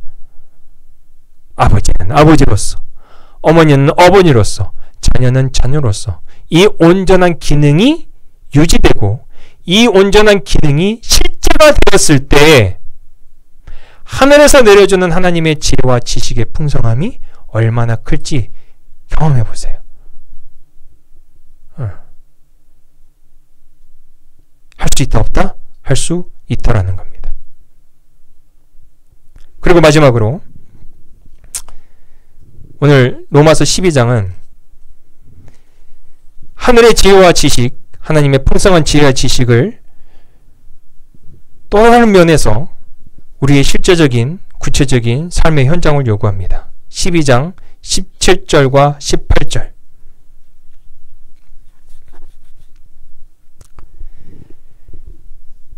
로마서 12장 17절과 18절을 우리 한 목소리로 같이 읽어보겠습니다. 시작! 아무에게도 악을 악으로 갚지 말고 모든 사람 앞에서 선한 일을 도모하라. 할 수 있거든 너희로서는 모든 사람과 더불어 화목하라. 두 번 반복되는 포인트가 있죠. 뭡니까? 17절에 아무에게도 악을 악으로 갚지 말고 모든 사람 앞에서 선을 도모하라. 18절은 할 수 있거든 너희로서는 모든 사람과 더불어 화목하라. 이 모든 사람이라고 지칭하는 이 사람들은 그리스도 안이 아니라 그리스도 밖에 있는 사람들을 지칭합니다. 기능으로서의, 은사로서의, 또 지체로서의 공동체 한 몸은 그리스도 안에 있는 지체를 얘기하는 거예요. 그런데 오늘 14절부터 21절까지 마지막 부분에서 얘기하는 이 내용은 그리스도 밖에 있는 사람들에게까지, 모든 사람들에게까지 우리가 선한 일을 도모하고 그들과 화목하라고 얘기를 하고 있는 겁니다. 그래서 우리 그리스도인들은 빛이 되고 소금이 돼야 하는데, 교회에서 빛이 되래요? 아니면 세상에서 빛이 되래요? 세상의 빛이라 그러죠. 예수님께서 산상수훈에서 소금이 되어야 된다고 하는데, 교회에서 소금이 되래요? 세상에서 소금이 되래요? 세상에서 소금이 되라고 얘기하는 겁니다. 그래서 앞에 소유격이 다 달라요. 세상의 소금, 세상의 빛입니다. 아멘. 그리하여 우리가 세상에서 소금과 세상의 빛으로서의 그리스도인의 인생을 살아낼 때, 흑암 가운데 있는 세상이 저 빛을 보고 저것이 그리스도의 빛이냐라고 알 수 있다라는 거예요. 저 맛이 그리스도의 짠내나는 소금이구나라는 것을 알 수 있다라는 겁니다. 믿고 안 믿고는 우리의 영역이 아니에요. 우리의 의무가 아닙니다. 세상의 소금과 빛의 역할로서의 우리의 역할은 그냥 소금이 되는 거예요. 그냥 빛이 되는 거예요. 이 빛과 소금의 역할을 통해 빛을 보고 저것이 빛이니 나도 저 빛을 따라가겠다. 소금의 맛 보고 저 소금의 짠맛을 나도 못 보고 싶어 그리스도를 믿겠다. 그 역할은, 그 영역은 우리의 영역이 아니라고요. 우리는 그냥 담백합니다. 빛이 되는 거예요. 소금이 되는 겁니다. 빛과 소금이 된다는 말을 더 쉽게 표현하자면 달라야 돼요. 달라야 돼요. 세상 사람들이 사는 삶의 방식과 그들의 사고와 그들의 마음의 태도와는 달라야 돼요. 그래서 그들이 우리를 보기에 쟤네는 도대체 뭐지? 이상하게 보이셔야 돼요. 이상하게. 거룩한 이상함. 존경받으라는 내용이 아니에요. 그들에게 인정받으라는 내용이 아닙니다. 이상하게 보여야 돼요. 하나만 타협하면 더 높은 명예를 얻을 수 있는데, 더 높은 자리에 갈 수 있는데, 하나만 타협하면 더 많은 돈을 벌고 더 많은 재물을 얻을 수 있는데, 안 그러네? 저건 뭐지? 다름입니다. 거룩한 다름. 세상에서 잘나라는 게 아니에요. 세상에서 성공하라는 게 아닙니다. 하나님께서 우리에게 요구하시는 것은 빛이 되는 거예요. 소금이 되는 거예요. 밋밋한 세상의 맛을 쪄들어 있는 세상 사람들이 딱 봤더니, 행동을 보고 말을 들었더니, 엄마 이상하네. 쟤네 맛은 어떤 맛인가? 콜라 맛인가? 사이다 맛인가? 환타 맛인가? 궁금하네. 그러면서 한 번 더 보는 겁니다. 관심을 갖게 되는 거죠. 빛으로 세상에 나갔더니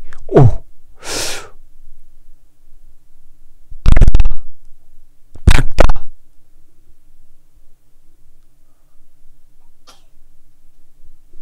모든 사람 앞에 선을 도모하라. 모든 사람과 더불어 화목하라는 것은 모든 사람들하고, 아이고 너도 내 친구 나도 내 친구, 우리 강강술래 뭐 노세 젊어서 노세. 진짜 화목과 진짜 죽을 때까지 선함을 보이라는 내용 자체가 아닙니다. 달라야 돼요. 우리의 다름의 근거는 뭐다? 이게 중요합니다. 왜 우리는 다를 수 있는가? 따라해 봅시다. 나는 세상을 이겼습니다. 나는 사망을 이겼습니다. 나는 생명을 이겼습니다. 나는 명예, 물질 다 이겼습니다. 우리는 이런 넉넉함이 있기 때문이에요. 그 사람들은 넉넉함이 없어요. 그러니까 자꾸 뭔가를 채우려고 그래요. 부족하니까. 통장에 10억이 있든 100억이 있든 100억 부자는 1000억 부자가 되기 위해 쫓아가는 거고 1000억 부자는 조 단위 부자가 되기 위해 쫓아가는 거고 대리는 과장이 되기 위해 쫓아가는 거고 과장은 차장, 차장은 부장, 부장은 임원이 되기 위해, 사장이 되기 위해 그 길은 딱 정해졌어요. 세상이 보는 길은. 그래서 결국은 꼭지에 있는 사람, 상위 3% 안에 드는 사람들이 리스펙트를 받는 거지. 더 이상 뭐 있어요? 따져보세요. 더 이상 없어요. 누가 상위 3%가 되느냐. 그게 재물이든 물질이든 그 이상이 없습니다. 그런데 우리는요. 물질에 있어서 명예에 있어서 세상의 권세에 있어서 어떻다? 다 이겼다. 넉넉하다. 그래서 여유가 있는 겁니다. 여유가. 우리를 박해하는 자 앞에서도요. 넉넉함이 있어요. 우리를 울게 하는 사람 앞에서도요. 넉넉함이 있어요. 심지어 원수 앞에서도요. 넉넉히 이기는 겁니다. 아멘? 왜? 성경은 우리가 이때 다 이겼다고 선포하거든요. 로마서 9장 마지막 부분에 선포한 내용이 이것입니다. 장래의 일이나 하늘의 일이나 사망이나 죽음이나 천사들까지도 다 이겼다. 이런 넉넉함이 있어야 됩니다. 할렐루야. 그러면 우리를 박해하는 자 앞에서 넉넉해질 수 있어요. 원수 앞에서도요. 당당해질 수 있어요. 이게 그냥 말 같아요? 아니요. 성경은 구체적으로 우리에게 이와 같은 삶을 요구합니다. 왜? 하나님의 지혜와 지식을 풍성하게 부어주시기 위해. 아멘? 선생님이 좋아하는 축구선수 중에 손흥민이라는 선수가 있어요. 다 알죠? 지금 미국에서 뛰고 있잖아요. 손흥민 선수가 이제 경기를 뛰는데 같은 공격수가 있어요. 부앙카라는 공격수. 그래서 흥부캠이라 그러더라고요. 손흥민의 흥자하고 부앙카의 부자를 붙여서 흥부. 흥부. 그래서 부앙카라는 선수에게 손흥민에 대해서 어떻게 평가를 하십니까? 라고 인터뷰를 했어요. 근데 이 선수가 뭐라고 했냐면 내가 지금까지 봐왔던 스트라이커 중에 이런 사람은 없었습니다. 잘 들어봐요. 제가 지금까지 봐왔던 스트라이커 중에 이런 선수는 없었습니다. 이 선수가 최고라고 얘기해요? 아니에요. 다르다는 거예요. 왜 다르냐? 넉넉함이 있어. 손흥민 선수가 한 경기에서 2골을 먼저 넣었어요. 그리고 페널티킥을 찰 수 있는 찬스가 생겼어. 그러면 이 페널티킥을 손흥민 선수가 차서 넣으면 3골을 넣게 되잖아요. 그러면 축구 경기에서 한 경기에 한 선수가 3골을 넣는 거를 뭐라 그래요? 해주출기라고 하잖아요. 굉장한 영광입니다. 이 페널티킥을 손흥민 선수가 차면 거의 들어가는 거니까 페널티킥은 영광을 얻는 거예요. 그 경기에서. 근데 손흥민 선수가 볼을 이 부앙카 선수에게 주는 겁니다. 네가 차. 다시 부앙카 선수가 아니 네가 넣으면 헤드틱을 할 수 있잖아. 네가 차. 우리 손흥민 선수 다시 아니야. 이건 네가 차야 돼. 왜? 나는 이 볼을 차서 골을 넣어 헤드틱을 하면 내 개인의 영광이지만 네가 차서 이 골을 넣어 네 골 개수를 더 높이면 우리 팀의 영광이야. 왜? 네가 가장 이 페널티킥을 잘 차잖아. 네가 이 키커잖아. 그리고 너는 지금 메시와 득점 경쟁을 하고 있는 선수잖아. 나의 헤드트릭은 나의 영광이지만 너의 골은 우리 팀의 영광이고 우리 공동체의 영광이야. 이게 네가 차.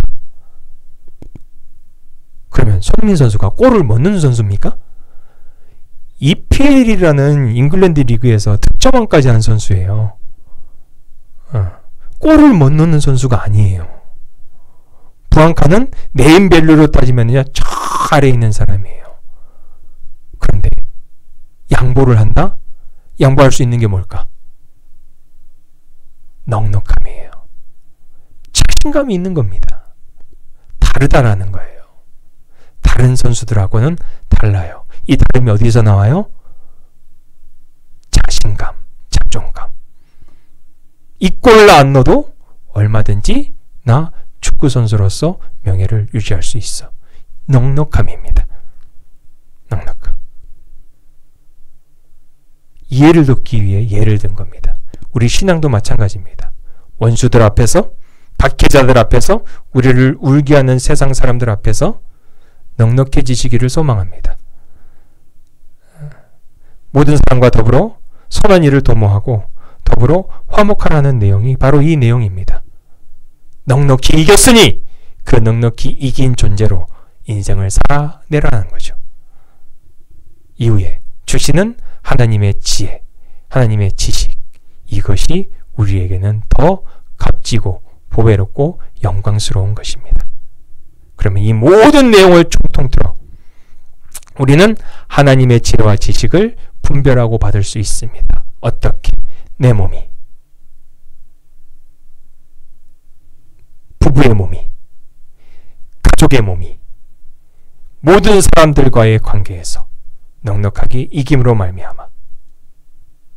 그러면 이것이 이렇게 길고 깊게 넓게 이렇게 로마서 12장은 설명하지만 성경 전체에서 이것을 딱 한 단어로 얘기해주는 단어는 아주 명확해요. 뭐냐? 따라해봅니다.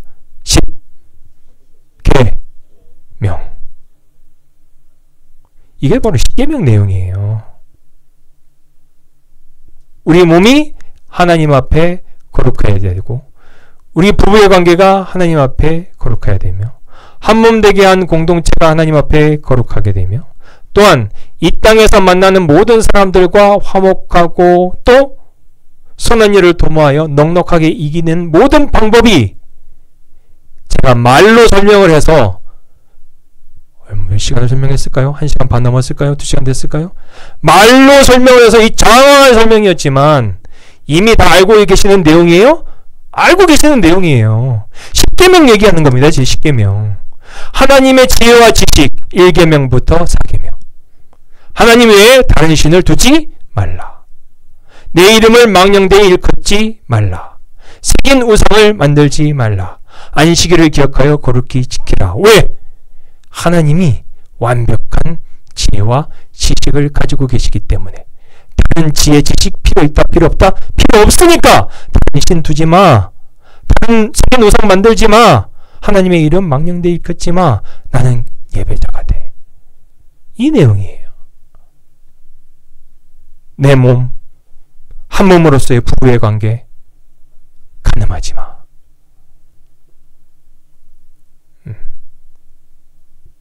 그래서 예수 안에서 한 몸 된 기능과 지체로서의 기능, 내 부모를 공경해. 모든 사람과 더불어 화목하고 넉넉히 이기는 인생, 거짓말하지 마. 살인하지 마. 내 일의 것을 탐내지 마. 도둑질하지 마. 이 내용이 다 어디에 있어요? 십계명에 이미 다 있는 내용을 굳이 말로 장황하게 깊게 넓게 설명한다고 해서 2시간이라는 시간을 이렇게 보낸 겁니다. 그러나 우리에게 요구하시는 하나님의 인생과 삶과 구체적인 내용은 아주 심플합니다. 그런데 구체적이죠. 그래서 그 의미와 깊이가 깊습니다. 이것을 우리가 깨닫기 위해 좀 더 깊게 넓게 보는 그리고 깊게 넓게 묵상하는 우리의 인생의 수고가 필요한 거예요. 그죠? 살인하지 말라? 그럼 살인하지 않으면 되지. 도둑질하지 마? 도둑질 안 하면 되지. 간음하지 마? 간음 안 하면 되지. 이런 정도의 수준이 아니라는 거예요. 우리는 그 행위에서 끝나는 게 아니라 그 십계명을 지켜냄으로 말미암아 하나님께서 우리에게 부어주시고자 하는 하나님의 지혜와 지식의 풍성함, 그와 같은 기대와 그와 같은 신앙의 중심이 우리 안에 굳건하게 세워져야 한다는 것이죠. 쉽습니까? 어렵습니까? 십계명이 쉬워요? 어려워요? 쉬운 겁니다. 글자 그대로예요. 이 십계명을 예수님께서 아주 자세하게 설명해 주셨죠. 산상수훈에서. 더 쉽게. 구약의 십계명도 쉬운데 예수님께서 산상수훈에서 이 십계명을 더 쉽게 설명해 주신 게 산상수훈입니다. 마태복음 5장, 6장, 7장.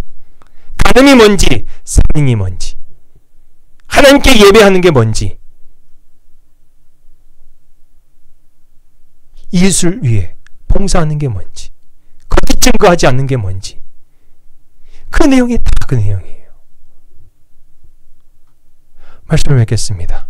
정말 하나님의 지혜와 지식이 분별되고 우리 안에 채워지기를 원하십니까? 아멘.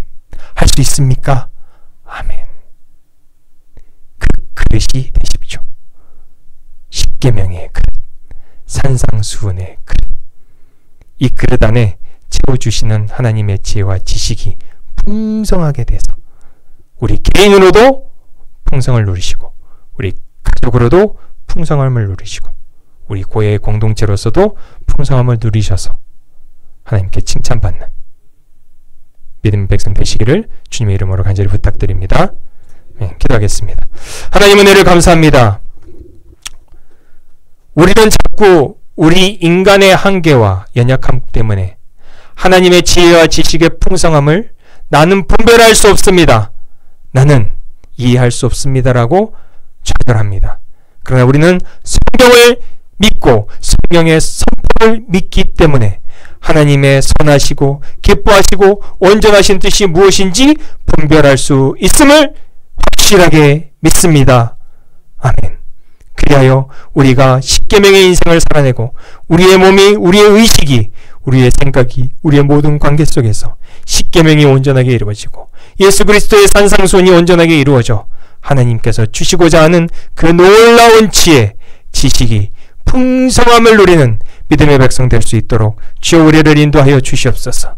이 인생을 살아낼 때 우리가 진정 세상의 빛과 소금이 될 것인데 이 세상과 빛과 소금의 인생을 살아낼 때 주님 저희가 넉넉하게 여유롭게 모든 것을 이겨낼 수 있는 은혜와 역사를 허락하여 주시옵소서. 예수님의 이름으로 기도드립니다. 아멘. 지금은 우리 구주 예수 그리스도의 은혜와 하나님의 사랑과 성령의 교통하신 은혜가 우리의 몸을, 우리의 모든 그리스도 예수 안에 된 지체를, 그리고 모든 사람들과의 관계 속에서 십계명을, 산상수훈을 그대로 지켜내 하늘의 지혜, 하늘의 지식을 담고자 하는 이 자리에 모든 모든 주님의 백성들 위해 지금부터 영원까지 함께 있을지어다. 아멘.